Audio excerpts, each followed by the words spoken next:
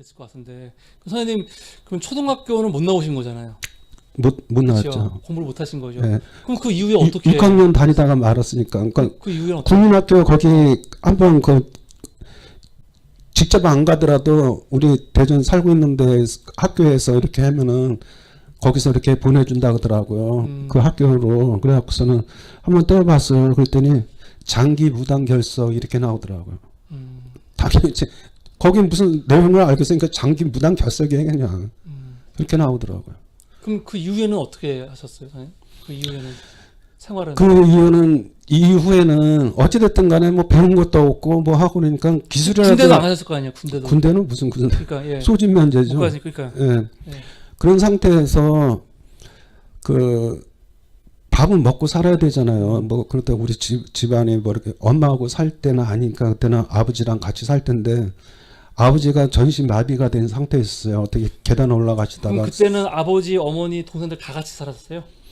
아니요. 그때는 뿔뿔이 그러니까 가정이 다 뿔뿔이 다 이렇게 누나는 누나대로 뭐 다 이렇게 뿔뿔이 가정이 완전히 풍지박산 나버린 상태죠 그때는. 아, 선생님이 다시 가정 돌아왔을 때는 예, 다 찢어진 예, 상태라고요? 예, 다 찢어진 상태죠. 그런 상태에서 저는 아버지랑 또 큰아버지랑 또 같이 생활을 하시더라고요. 보니까 그래갖고서는 월세방에서 생활을 하시다가 계단에 올라가시다가 전신 마비가 되어버려서 넘어지면서요. 뭐 뒤에 어딜 다쳐갖고. 근데 부양할 사람 없고 그러니까 저라도 뭐 이렇게 돈을 벌어야 되잖아요.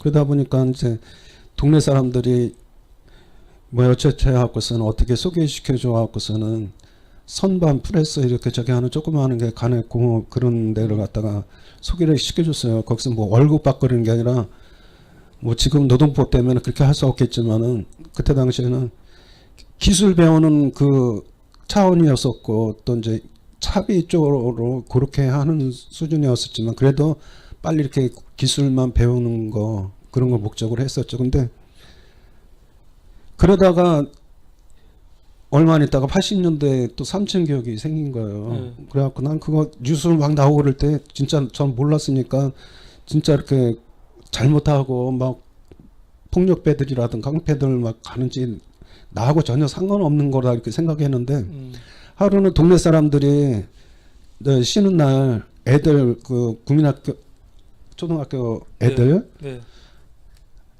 그 한 7, 8명 되나 걔를 인솔해 갖고선 서울 그 뚝섬 그 유원지를 좀 놀러 갔다 오라 그러더라고요. 그러면서 김밥인 이런 거 다 싸주고 그러더라고요. 그러니까 보호자로 거기 갔다가 수영 나도 이제 수영을 할 줄 알잖아요. 같이 애들하고 놀다가 나왔는데 바깥으로 이제 뭐 계속 있을 수 있는 건 아니니까 바깥으로 이제 무스러 나오는데 그 경찰 2명에서 이제 부르더라고요. 보니까 그런데 거기서도 뭐 무슨 잘못하는 것도 없는데도 불구하고 거기서 바로 그 성동영축서 경찰서 거기에 관할인가 보더라고. 거기로 가더니. 아니 근데 왜 불러요? 왜? 부른 이유가 있을 거 아니야 그래도. 아무런 이유는 없는데 나중에 알게 됐지만은 그거 역시도 할당량이 있었어요. 뭐 B급 20, 각 경찰서마다 B급 몇 명, A급 몇 명, 뭐 B급, D급, C급 막 이런 식으로 할당량이 있었더라고요. 보니까 나중에 하는 거지만은. 그래갖고서는 아니 할당량이 있어도 뭐 이유가 있어야 될 거 아니에요. 그냥 선생님 그냥 뭐 얼굴이 불량해 해서 부른 거예요? 아니면 뭐 문신이 있어요? 아니면 뭐 그때 당시에 네. 나는 오면 벗으면 하겠지만 문신 이런 건 없는데 판에 이거 지금은 내가 하도 그때 당시에 해갖고서는 내가 지워버렸어요. 여기 조그만 거 이거 예. 무슨 문신이야? 예. 그걸 갖다가 아. 벗었으니까 이제 보였을 거 아니에요. 나중에 알은 거지만 이제 문신 있다고 해갖고서는 이제 거기 보낸 거예요. 팔에 이 조그만 문신이 있다고? 예. 글자 하나 생긴 거 삼이라고. 산. 삼 푸시키나 삼 그거 있잖아요. 푸시키나 삼. 근데 이제 성동열차서 해갖고서는 B급으로 해갖고서는 5사단 글로 넘기더라고요. 그 5사단 넘어가는데 첫날부터 또 막 1시간 동안은 막 굴리기 시작하고 막 자라고 울고 하면서 막 두들겨 패기 시작하더라고요. 뭐 공포탄인지 실탄 쓰는지 모르는데 막 빨간 모자 쓴 사람들이 막 이렇게 총 쏘고 하면서 그래갖고 그냥 1시간 동안 굴르다가 하도 나는 이제 그때 단순히 뭐 그 전두환에 막 해갖고 이렇게 거창한 거 이런 거 모르고 군인들이 난 아무 제도 없이 갔으니까 그냥 군인들은 나라 지키는 사람들 이렇게만 알고 있었는데 따진 거죠. 왜 그 죄 없는 사람들은 왜 이렇게 저기 하냐 그러면서 아, 이렇게 따지셨어요, 이렇게? 따졌어요. 그렇게 따짐으로 인해 갖고서는 거기도 군대다 보니까 50분 동안 빡세게 굴리다 보면 10분씩 앉아서 쉬게 하고 이런 건 네. 있었걸랑요. 10분 그 쉬는 거조차도 없이 그 와중에 10분 동안은 또 막 얼차례 따로 받고 있고 이런 식으로 한 달을 견딘 거예요. 한 달 그 안에서 한 달을 훈련 받으셨어요? 삼천격에 예. 삼청교육에 한 달 훈련 받아요? 한 달 훈련 받는 거예요. 어떤 책을 보니까 유격이기 뭐 4일 뭐 그렇게도 있고 그러던데 일주일 4일 아 그런 건 없었고 그래요? 그 한 달은 거기 그 B급은 무조건 삼천교육 4주는 기본이에요. 4주 교육. 그러고 난 다음에 운전사는 한 절반 추려갖고 거기서 내보내고 예. 나머지는 또 근로봉사로 넘어가는데 근로봉사까지 저는 넘어갔걸랑요. 근로봉사는 또 뭐예요? 근로봉사는 뭐냐면은 그 군사도로 아. 군사도로 막 이렇게 막 비포장이잖아요. 그러면 막 이렇게 막 물 많이 저기 그 비가 많이 내리고 그러면 다 허물어지고 뭐 하는 거 이런 거 뭐 특별한 장비도 없이 맨손으로 해갖고서 단가에다가 막 해갖고서는 그거 다 이렇게 메꾸는 그런 작업 있잖아요. 그냥 다 노역이네요. 노역이죠. 그러니까 우리가 중분 얘기할 때 진시황이 만리장성 살라고 사람들 노역해서 막 죽이고 이런 얘기 나오거든요. 고대에. 이게 사실은 뭐 똑같은 거네요. 지금 이거랑. 그런 일 때문에 하는 거. 네. 뭐 박정희 때도 그런 게 있었다 그러더라면 무슨 국토건설단 이런 식으로 전두환도 그 모방한 것 같더라고요. 보니까 삼천교구는 그 명목으로 해갖고 그래갖고서는 일만 하는 게 아니라 거기서도 이제 막 수시로 두들겨 맞고 저기 하고 그러니까 찍혀갖고서 그러다 보니까 도저히 이렇게 해갖고서는 죽을 것 같더라고 보니까. 근데 죽기 전에 걔네들 보면 도망가지 말라고 또 거기서는 어떻게 교육을 시키냐면은 숲을 안으로 들어가면은 발목지랄가 있대요. 그래갖고 다 뿌려놨기 때문에 그거 밟으면 발 다 잘라지고 죽는다. 절대로 들어가지 마라. 대신에 거기 화장실이 없잖아요. 그 많은 애들 사람들이 이렇게 일을 하고 화장실이 없어요? 화장실이 없어요. 네. 그러다 보니까 2m까지 네. 숲에 들어가 갖고서는 앉아서 놀 수 있게끔 뭐 어디 특정하게 정한 게 아니라 2m까지는 안으로 길에서 네. 2m까지는 들어가 갖고서는 그렇게 허가가 된 거죠. 어차피 똥 오줌은 네. 싸야 되는 거니까. 그래갖고 한 번은 앉아서 이렇게 그 큰 거를 이렇게 보는데 한 여름이잖아요. 한 여름은 아니구나. 그때 9월달인가 10월달인가 같은 그 사이였으니까요. 산등성이 보니까 군인들이 왔다 갔다 하면서 이제 우리 지키고 있는 사람들이 왔다 갔다 하고 그러더라고요. 보니까 그래서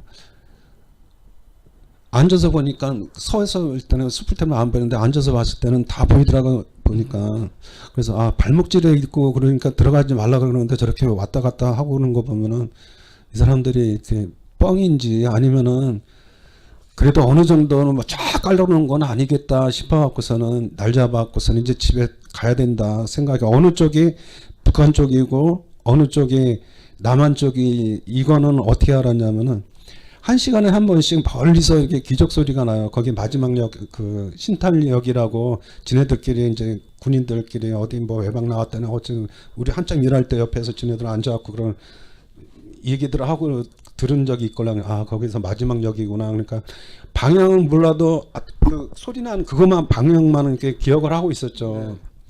그래갖고 이제 아침에 나와갖고서는 점호는 언제냐면 아침 도착하자마자 일하는데 와갖고서는 인원 점검하고 그 다음에 점검하는 시간이 점심시간 그때 또 모여갖고 점심 먹어야 되니까 그때 점검을 하거든요. 그러니까 기회는 아침에 끝나자마자 점심 점심밥 먹고 인원 점검하기 이전까지는 멀리 도망가야 된다 생각해 갖고서는 어차피 도망가다 죽든 여기 남아서 죽든 빨리 집에 가고 싶다 이제 생각을 해 갖고서는 모진 결심을 한 거지. 또 거기서 죽기 살기로 해 갖고서는 도망을 성공을 했죠. 어디까지 성공했냐면 신탈리 이제 기차 타는 것까지 성공했고 기차가 이제 출발을 해갖고선 그 다음 역이 대강역이라 그러는데 네. 거기까지는 갔어요. 근데 네. 딱 세워놓고서는 빨리 가야 되는데 차가 안 가는 거예요. 그러면서 안내방송이 나오는데 군부대 사정으로 잠깐 연착하겠다는 등 뭐 그렇게 나오더라고. 그럴 때 벌써 감이 빨리 도망가야 되는데 발이 떨어지지가 않아요. 왜냐하면 이 차를 타야지만 나는 갈 수 있다는 그것 때문에 비련인 때문에 그런지 어떻게 되는지 화장실에서 앉아갖고는 제발 빨리 갔으면 그런 그 아주 간절한 생각을 갖고 있는데 저쪽 멀리서부터 헌병들 링 돌아가는 소리 착착착착 소리 나잖아요. 링 아시죠? 소리가 막 나는 거예요. 그래서 이제 군인들 오는 거, 헌병들 오는 거는 이제 감으로 이제 알았죠. 그렇지만은 무사히 그냥 지나치길 바라는데 바로 그냥 화장실 문 제일 먼저 열어보더라고요. 그랬더니 첫 마디가 네가 한일령이지 하면서 뒤에 딱 잡고서는 끌고 내리더라고요. 그래서 집차에 딱 태우더라고요. 집차 타고 가면서 이제 무슨 생각이 드냐면 인천 나는 죽었다. 그 근로봉사 글로 넘어가면은 무조건 죽는 거걸랑요.